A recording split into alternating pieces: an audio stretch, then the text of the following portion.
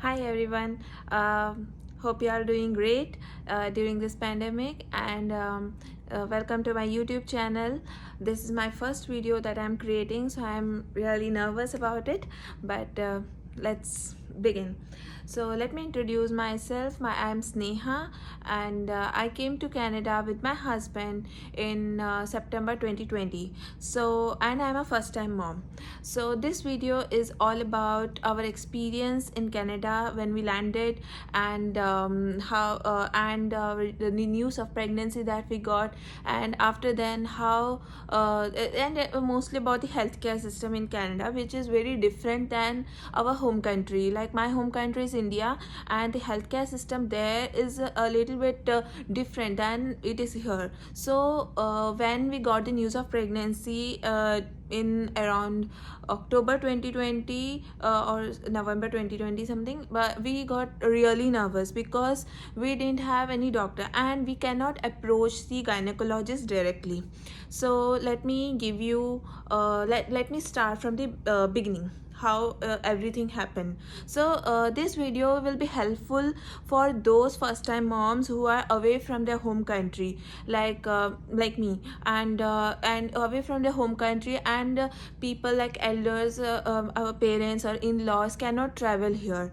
So my videos, I have created a series of videos, and this will be helpful to you. It is like I will be sharing my experience, because once I became a mom, I got calls from my friends and friends of friends who were asking my experience about how you managed alone in Canada without any help of our elders or any doulas. So it was a great experience. My learning curve was exponentially high. It was getting exponentially high. So I would like to share my experience through my videos with you.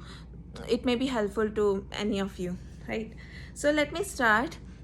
We came to Canada in September 2020, like I said, and through PR, through express entry. So me and my husband, we are PRs, permanent residents of Canada, and in around October 2020, we got the news that okay, I'm pregnant, and fine. So what next? Like how do we get a doctor? We didn't have a doctor.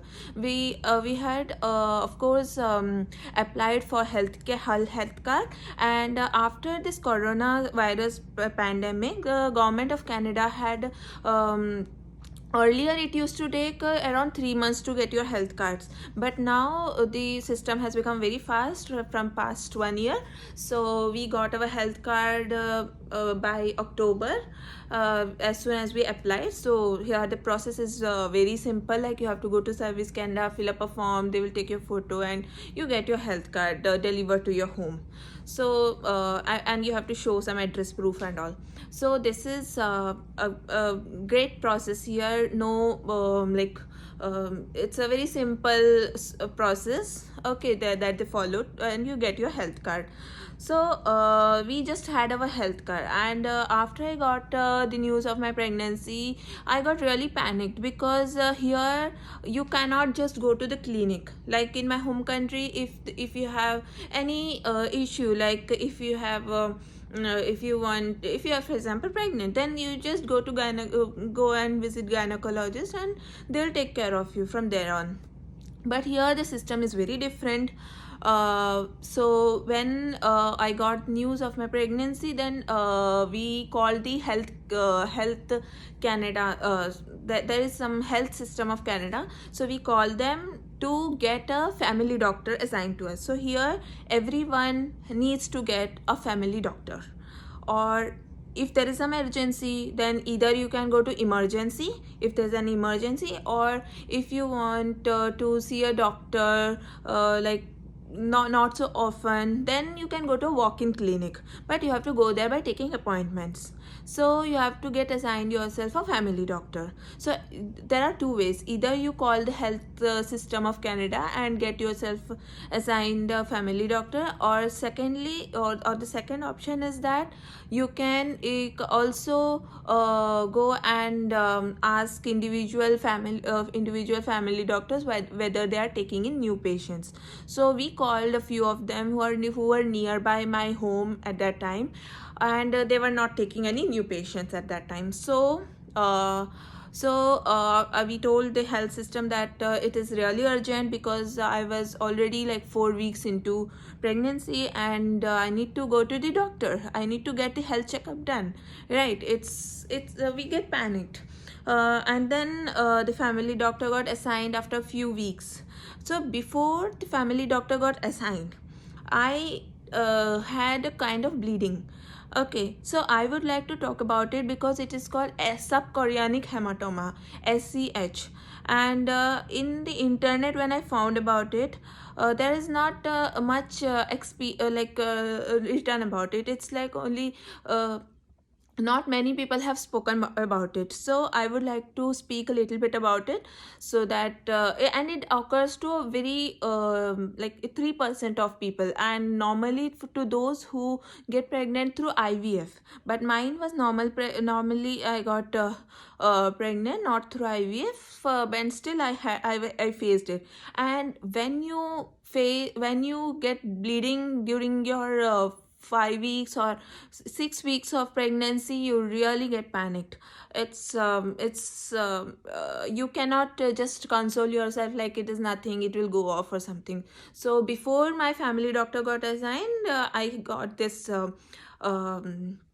I got this bleeding. And so we consulted a walk-in doctor, and he gave us a requisition for ultrasound. So here in Canada, we cannot just go to the lab and get our ultrasound or our any blood test done. Like in India, we can just go to any clinic or any lab and get our blood test done if we want to. But here, for every blood test or for every lab test, you need to get an requisition from a doctor. So we got a requisition from our walk-in doctor, a walk-in clinic doctor, and got to know that there is subchorionic hematoma, and I'm suffering from that thing. And it is actually like a blood clot between the chorion and the uterine wall. So basically, in layman terms, it is like our body, mom's body, gives food to baby, right, to the fetus. But due to subchorionic hematoma, due to that blood clot, it is like a barrier for the food to transfer to the placenta or to the fetus. So if it grows in size, then it may lead to miscarriage. If it reduces in size, then it will just go off, and there is no medication for it. So if you suffer from that, then doctor will observe you more. Like they will send you for ultrasounds very often, like in 1 week or 2 weeks. Every 1 week, 2 weeks, you need to get your ultrasound, and they will measure it. If the size is getting reduced, it's good. Otherwise, it can cause problem. So what did I do? And there is no medication, like I said. So what did I do during that time when I was having the bleeding and I was suffering from subchorionic hematoma in my first semester? In my first trimester, I took plenty of rest. So bed rest is must. You shouldn't stay on your feet for long, or you shouldn't sit. So as much as possible, I laid on the bed, and I used to work on my laptop. Okay, and you have to drink plenty of fluids, like plenty of water. How much of water you drink, it's good. So these two things you need to follow if you are suffering from subchorionic hematoma. And in my case, after like in after some 12 or 13 weeks after my first trimester, I got to know that the it has just gone off. Okay, the I was no more suffering from that issue. So it just went off. So that was a good news. And that was good news. And so that's it about subchorionic hematoma. You don't have to, like, you just have to stay calm, drink fluids, and take lot of rest, bed rest. Okay, 4, 5, 6 days complete of bed rest. That's it. And then, okay, so as weeks passed by around 9 or 10 weeks, I got my family doctor assigned. And she used to consult through phone, because it was a COVID time. COVID was at peak. And so here doctors do not encourage you to visit them unless and until it is absolute necessary. So they don't want you to visit. So most of my consultation was through phone. So I used to ask them any questions that I used to have, and that's it. And I used to take prenatal, and she suggested me to take prenatal vitamins. So we get a box of prenatal vitamins here. This is like over the counter kind of medicines, prenatal vitamins and minerals. You just have to say that and take that. So whole of my pregnancy I took only those. There is nothing else prescribed, unless, so you can take prenatal vitamins and minerals that you get over the counter. Okay. So, and then my family doctor sent a referral to a gynecologist. So a gynecologist, so she sent a referral to several gynecologists, and one of them accepted. So it happens like this here in Canada. You just don't, or otherwise you can also tell them if you have a preference for a gynecologist, you can tell them like, this gynecologist I need. So that they can send a referral to that particular gynecologist. So I got a gynecologist, awesome gynecologist from Mount Sinai Hospital. So his name is Evan Tannenbaum, and he's very nice gynecologist. So I really thank him for for accepting me as a patient. And and here, like every whenever it's just that you get a call from your gynec office for, and they schedule your appointment. So only through appointment we can go to visit a doctor or a specialist. Okay, so I got my first appointment after 12 weeks. Like after first trimester, I saw my gynecologist for the first time. So we go there, and he consulted. He did some tests and then asked me to get my ultrasound. So that is how the months passed by, and by after fifth month, even we can tell our even during ultrasound we can ask the gender of the baby, and got to know that it's a girl, and we were very happy about it. And so this is how I used to go to hospital.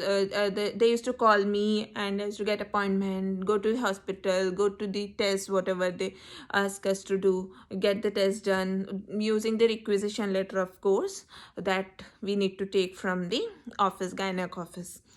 And I did a little bit of exercise. Due to my work pressure, I couldn't do a lot of exercises, although it's recommended to do, like walking and a little bit of yoga and everything. If you do it, it's well and good, but I couldn't do much. So only at indoor walking I used to do, because I was scared to go outside because of the coronavirus issue. So I was scared to go outside. And also it was and during November, December, January, February, March, it's very cold outside. So unless you are properly geared, you just can't step into your balcony also. So I was walking indoors, and everything was cool during the pregnancy time. I used to have occasional vomiting and everything, like everybody has. So uh, it was almost fine. Okay, so this is all about it. So the 9 months passed by. So in my next video I'll be talking about the in my next video I will be talking about the delivery that happened, and that I was pregnant for 40 plus 4, that is 40 weeks and 4 days. So after then, how we go to the hospital, like for the delivery. So how is it here in Canada? I'll talk about that in my next video. And also the physical and psychological challenges that that I faced here, since none of our elders could come and I'm a first time mother. I didn't even hold a baby before holding my baby. Like, my baby was the first baby that I ever held in my hand. Before that I didn't have any experience with babies. So how it was for me, I'll talk about my experience and the challenges.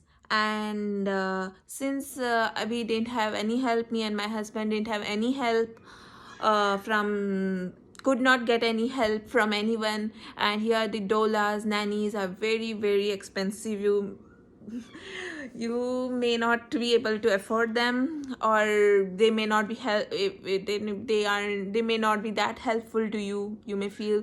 So how to in my next video, like, I will be talking about all these things, how to